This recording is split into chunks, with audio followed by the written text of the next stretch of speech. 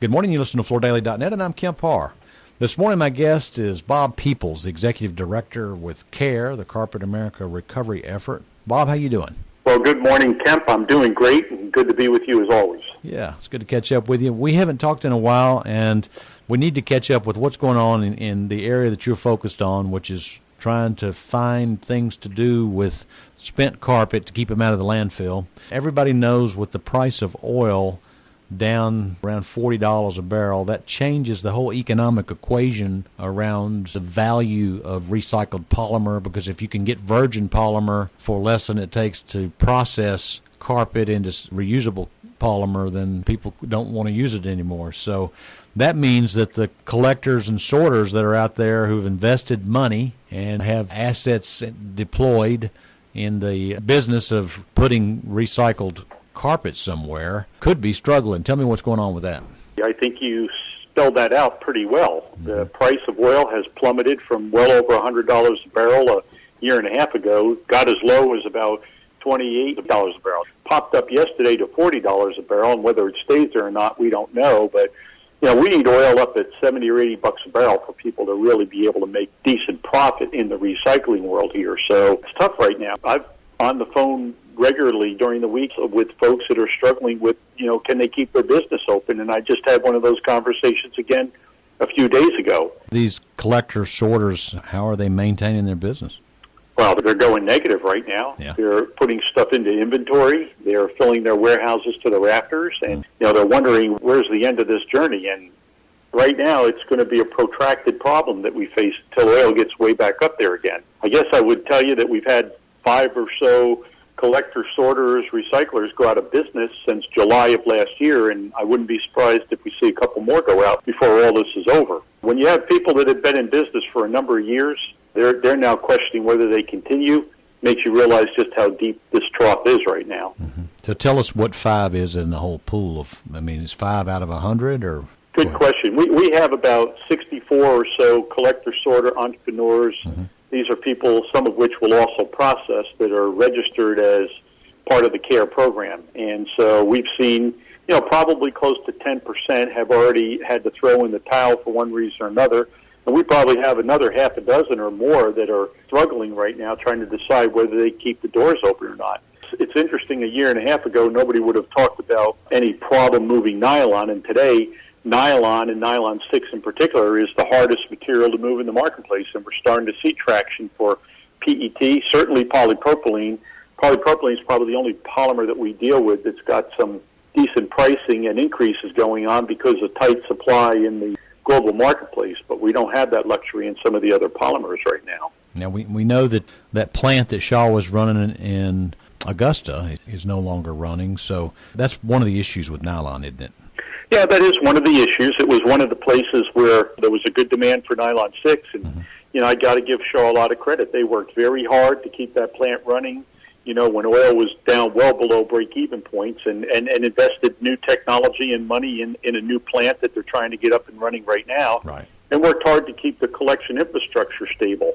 We've also seen that really shutdown of the Chinese markets by both a slowdown in their economy and their tightening of the green fence. That's the program where they really restricted what can come into the country. You can't just send a container of trash in there anymore from Europe or the U.S. They really tightened up on that.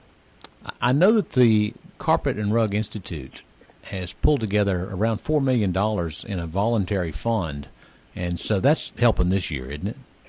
Oh, my gosh, yeah. I think that between that program last year and continuation of that program this year, I think every collector sorter in the U.S. would tell you they're very grateful for the program. It's making a difference. We probably would have lost a lot more people at this point in time if it wasn't for that program. So we got to give the industry a lot of credit for trying to step up and help resolve the issue. But more importantly, that's just a temporary fix, and we need to be looking at ways to find market outlets for this material. So given the challenges we're facing, the board of directors just approved a brand new task group for CARE, which is kind of a extension of the original PET task group, which was working on finding outlets for PET. Mm-hmm. The new task group is focused on finding outlets for all carpet components, and we've even enrolled Glenn Odom, who's a retired Wellman executive and former member of the board to lead this group. And I'll tell you, we picked the right guys because Glenn really is after it. We're working on developing right now a matrix of all of the possible products and outlets, technology platforms for post-consumer carpet, trying to evaluate them against things like what's the probability of success, what's the magnitude of impact, can it absorb 1 million pounds a year or 100 million pounds a year? What's the timing to get it into the marketplace? What do the economics look like? Our goal is to have that matrix work through so that we can present it to the board of directors at our meeting on May 17th in Greenville, South Carolina, and see if we can agree on a path forward to try to maybe put some more effort and focus on a couple high probability outlets that we can help accelerate. Yeah, let me draw attention to that. That's one of the things I wanted to cover. You do have your annual meeting. It's in Greenville this year. One of the dates? The meeting itself is May 18th and 19th at Greenville, South Carolina at the Hyatt. You can go online at www.carpetrecovery.org to register for the conference, reserve your room, and get the conference agenda information. Okay. I just definitely wanted to point that out. So let's cover AB 2398. If you can't do it through an economic process, there's always this extended producer responsibility fee situation, and certainly that's not the best way to take care of these kind of things. But so AB 2398 is a California law. It's been approved now for over 4 years, and it was announced that they're taking that to 20 cents a yard in the fee, right? Yeah, that's correct. The law was passed in 2010, and the law went into effect July of 2011. So we're coming up on 5 full years of this program. You know, we started at a nickel a square yard when the program started. On April 1st of last year, we took that to 10 cents per square yard. And with the changes in the subsidy programs and the fact that we've launched new grant programs to try to advance carpet recycling, we are taking that fee to 20 cents a square yard effective April 1st of this year. So we sell in round figures 100 million square yards of carpet in California a year. So that means we'll have about a $20 million pool of funds to pay out to the subsidy recipients, the people that collect, sort, process, and manufacture products out of post-consumer carpet. Since we've increased subsidies back in the third quarter of 2015, we've seen pretty substantial progress in moving pounds of PET in particular, and a lot of work starting to take place with calcium carbonate. Now, those funds that you get from 2398, they can only be used for recycler sorters in California, right? Not quite. Those funds can go to anyone that qualifies inside or outside California. The restriction is you must be using California-derived post-consumer carpet. I see. So we do, with the subsidies as high as they are right now, we do have some folks on the East Coast that are shipping material out of California back to the East Coast for processing, and they do qualify. Now, I will tell you, California would like to see us build capacity in the state. We are focused on doing that, and I mentioned the new grant program. We have 3 legs of a grant program now. 2 of them are already in progress. The first is making grant funds available to build new capacity or expand existing capacity. The second is to do product testing and development to get this stuff in new products so we can move into the marketplace.